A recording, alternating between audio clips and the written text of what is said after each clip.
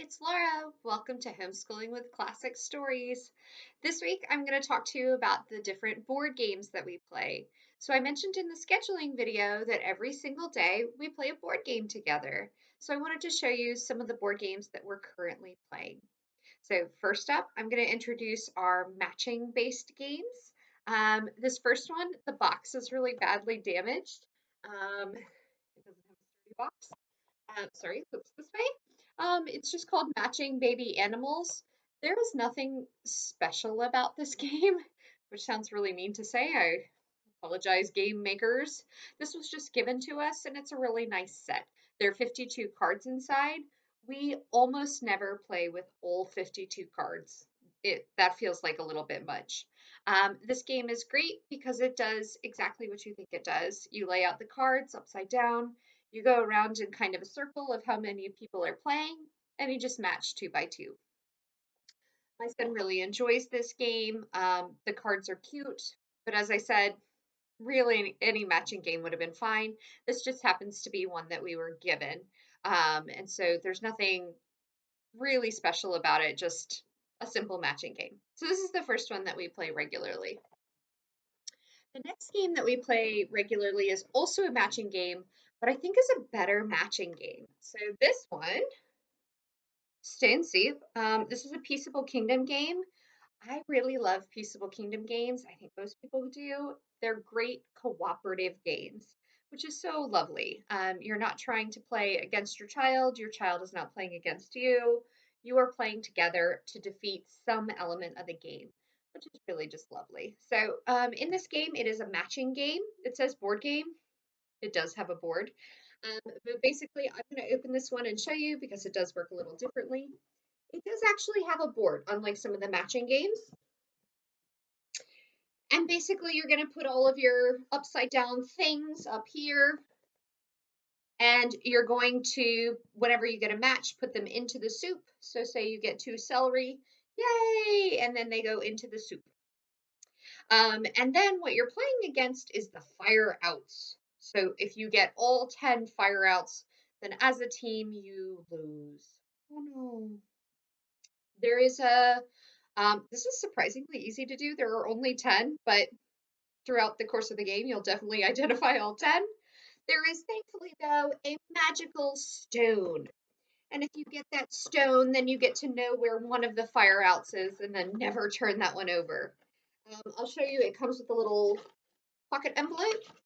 And inside are, I'll just show you some of them. This is what the fire out cards look like. And this is what one of the ingredient cards look like. And you're just making matches with these. And you're trying not to get the terrible fire outs.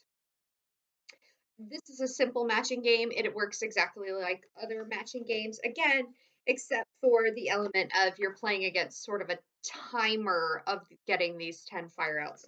Because, like I said, you'll definitely identify all 10 throughout the game. But of course, that's essentially like a timer that you're playing against. One thing I really like about this game, if you do not have the book Stone Soup, it's kind of a classic story and there are a lot of versions. They actually give you one of the versions of it, which is really lovely. And so it has the story just printed on this little card. My son likes to read through it with me. This is one of the lovelier versions of Stone Soup. It doesn't have any like terrible starving people in it. There's no darkness, I guess, to it. So this is a really lovely part of the story. So that is essentially what Stone Soup is all about. Again, it's just a Peaceable Kingdom game, and it looks just like this. So those are the 2 matching games that we regularly play. The next type of game that I wanted to show you was the simple board game. I actually don't like this game, and I'll talk about the game that we're about to replace it with. So I think all of us played this game as kids at some point, Candyland, which is why I have it. It's one of those games that I feel like everyone knows how to play, so let's just learn how to play it and then kind of get that out of the way. So we do play this game regularly. If you have played this game before or some version of Candyland, it still works exactly the same way. The pieces have gotten a little nicer since I was a kid. See, the pieces are kind of nicer. The spinner has gotten quite a bit nicer since I was a kid. And the board is really very much the same, to be frank with you. So there you go. There's the board. Nothing has really changed very much as far as Candyland. There's some lose a turns, which I don't remember. That doesn't mean they didn't exist. I just don't remember. If you do, please leave a comment below. You probably know more about Candyland than I did, but I don't remember these lose a turns, but they exist now. In fact, I don't remember, and my husband says he does, but I don't, so we have disagreements. I don't remember a spinner at all. I remember cards, and you drew a card, and that's how you knew where to go. And it had just colors or the occasional little candies on them. So anyway, leave a comment below if you remember more than I do. That is a regular argument in our home as to what the original game had. So this is a game that we also regularly play then, but I will tell you that we are getting ready to replace it. So what we're going to replace this game with is we've bought Mermaid Island, which is also a Peaceable Kingdom game.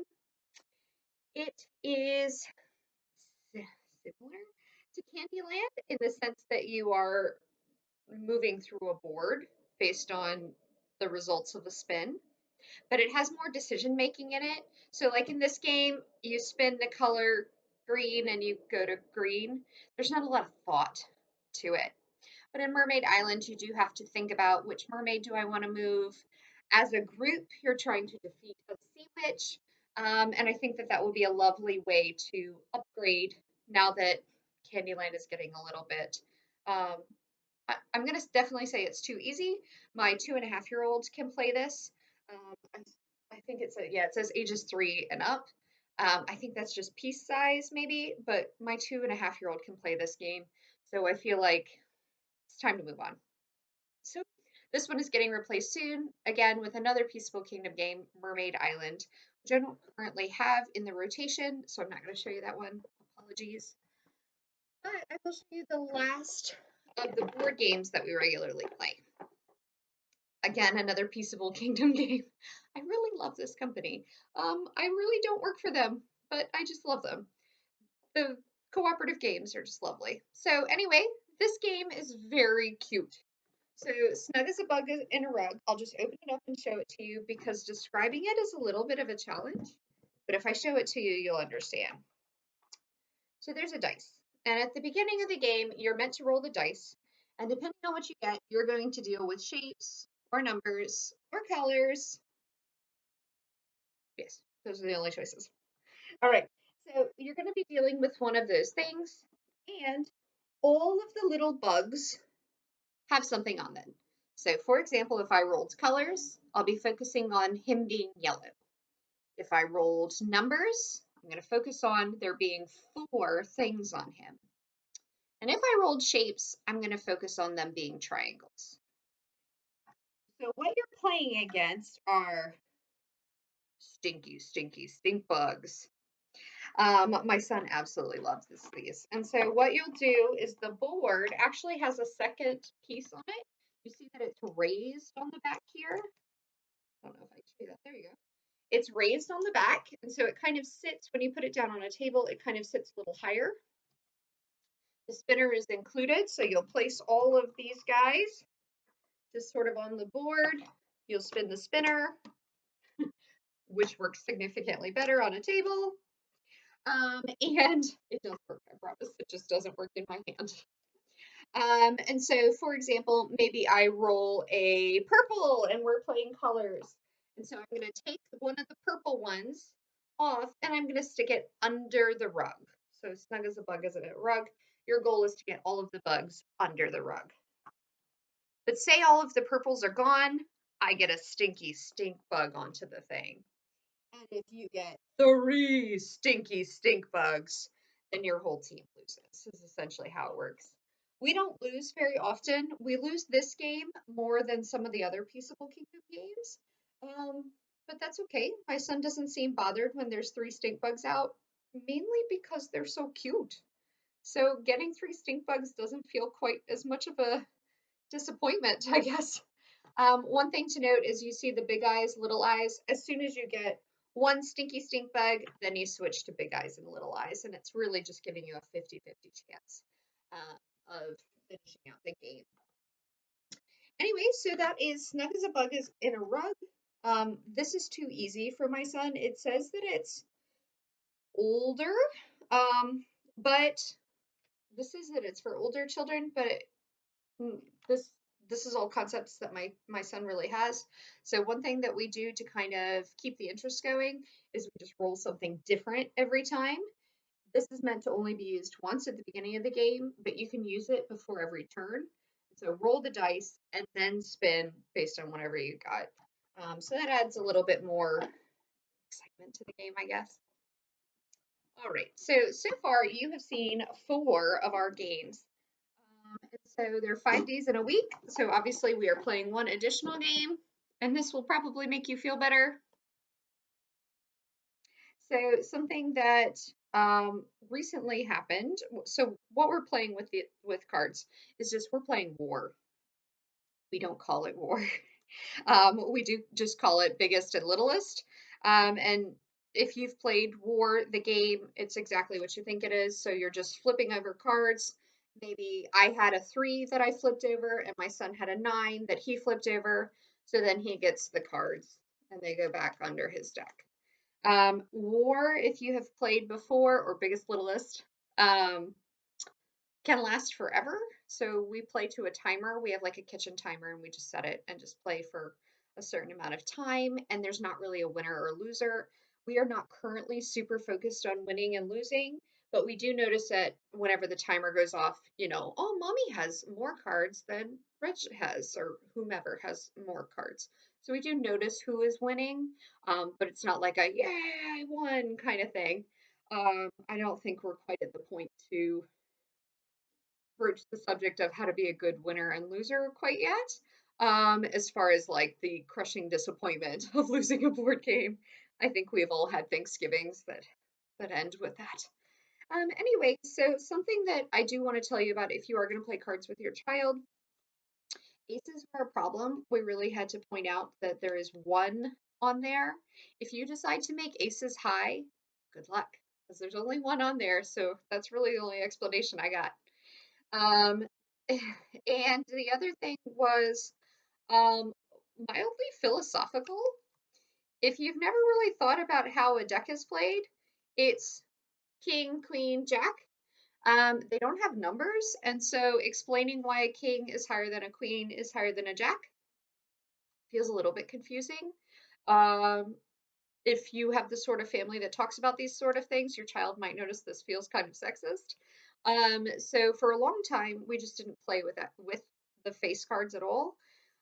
We only played through 10, um, but we've reintroduced them now, and it's totally fine. The only thing that I said was that K comes before Q in the alphabet, and this guy is just a little boy because you can see that he's just a kid, sort of, in the card. And so that was kind of the explanation that I used. If you have a better explanation, I would love to hear it for a child. But other than that, that's kind of how we play cards together. Again, it's just war or biggest littlest or whatever you might choose to call it. So um, the purpose of playing board games, of course, is to kind of spend time together first and foremost. And secondly, you're reinforcing skills like taking turns. You typically have to sit down to play a board game, which is sometimes hard in homeschooling. We do a lot of activities upside down on a couch. So, sitting down, taking turns. The card games that have educational value, like even like bigger and smaller, um, there's obviously like clear educational value to that. But don't forget that you are teaching other skills, not just academic based ones when you are teaching. So that is it for this week. As I get new games, I'll probably show them to you. I probably will not do a follow-up on Mermaid Island. I might wait till we've inserted a few more, but that is it for now. I will see you in the next video.